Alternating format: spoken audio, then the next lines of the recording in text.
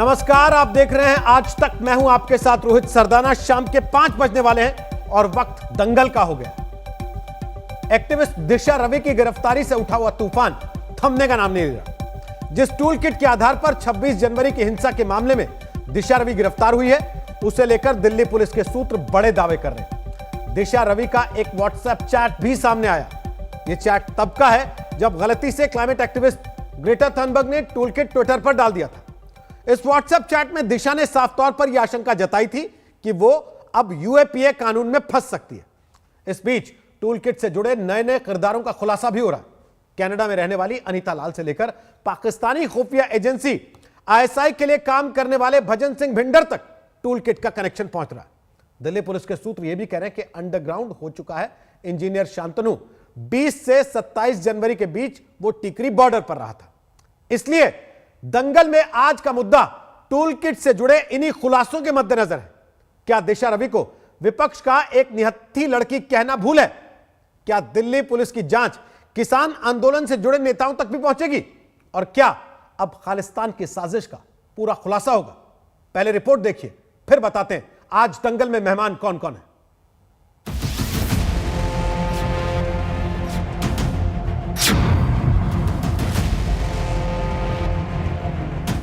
26 जनवरी की हिंसा के टूल किट पर गिरफ्तार दिशा रवि को विपक्षी दलों ने भले निहत्थी लड़की कहा हो, लेकिन दिल्ली पुलिस के दावे कहते हैं कि वो साजिश में बराबर की हिस्सेदार है। पुलिस के ये दावे दिशा रवि के व्हाट्सएप चैट के आधार पर है।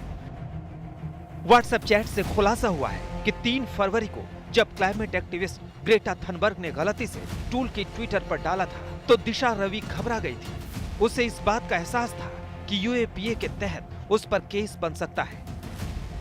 3 फरवरी की रात 9:23 पर दिशा ने ग्रेटा को व्हाट्सएप पर उसकी गलती बताई। 2 मिनट बाद रात 9:25 पर ग्रेटा ने दिशा को व्हाट्सएप किया। वास्तव में ये अच्छा होगा कि इसे अब तैयार कर लिया जाए। मुझे इसकी वजह से काफी धमकियां मिलेंगी। वास्तव में ये मामला तूल पकड़ रहा है। जवाब में दिशा गलती का इजहार करते हुए कहती है, मैं ये भेज रही हूँ तुम्हें। 10 मिनट बाद 3 फरवरी को रात 9:35 पर दिशा फिर ग्रेटा को मैसेज करती है। क्या ऐसा हो सकता है कि आप टूल किट को पूरी तरह ट्वीट ना करें? क्या हम थोड़ी देर के लिए रुक सकते हैं? मैं वकीलों से बात करने वाली हूँ।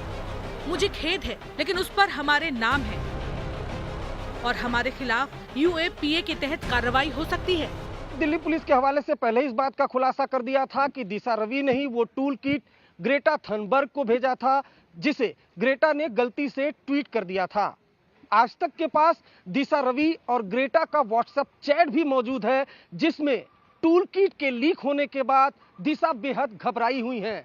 दिशा ग्रेटा से कहती हुई दिखाई दे रही हैं कि अब हम पर यूएपीए का केस लग सकता है, इसलिए ग्रेटा तुम वो ट्वीट डिलीट कर दो। दिशा रवि ने व्हाट्सएप ग्रुप को 6 दिसंबर 2020 को बनाया था और उसका नाम दिया था इंटरनेशनल फार्मर्स स्ट्राइक। इस ग्रुप में 10 से ज्यादा लोग जुड़े थे। इस ग्रुप को दिशा ने फोन से डिलीट कर दिया है।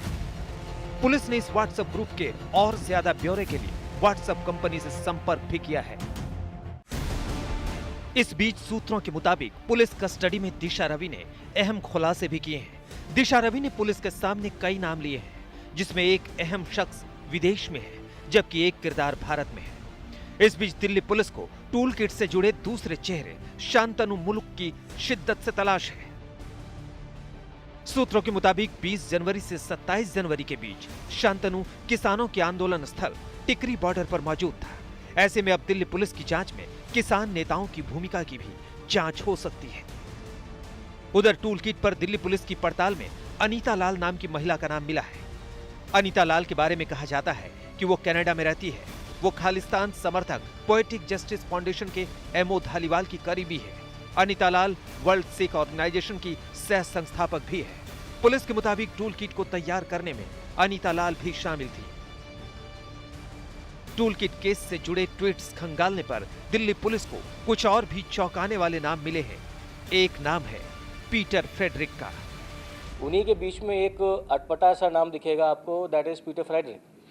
सो अब आपका सवाल ये है कि पीटर फ्रेडरिक साहब कौन है, तो इंडियन सिक्योरिटी एस्टैब्लिशमेंट इनको जानता है 2005-6-7 से।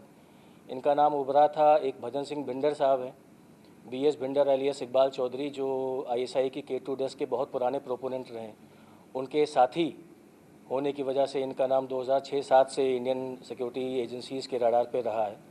पीटर फ्रेडरिक साहब कई सारे ऑर्गेनाइजेशंस चलाते हैं BS भिंडर साहब के साथ, और BS भिंडर साहब खुद पहले कभी ड्रग्स की स्मगलिंग के लिए, कभी फायर आर्म की पेडलिंग के लिए, काफ़ी लंबा इनका इतिहास रहा है। जांच में सामने आया है कि पीटर फ्रेडरिक को टैग कर कई ट्वीट किए गए।